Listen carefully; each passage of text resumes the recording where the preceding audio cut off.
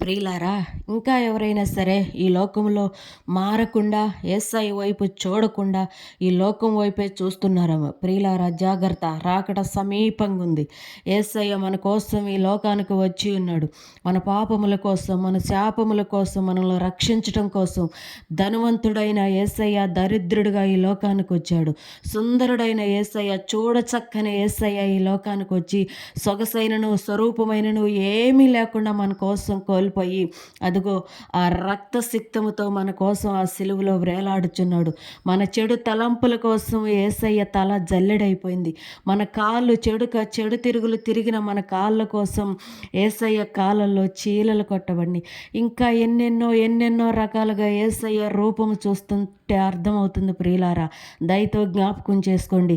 యేసయ్య త్వరగా వస్తుండే. ఇంకా ఎవరైనా రక్షింప పొందని వాళ్ళు ఎవరైనా ఉంటే రక్షణ పొందండి, మారు మనసు పొందండి, యేసయ్య వైపు చూడండి.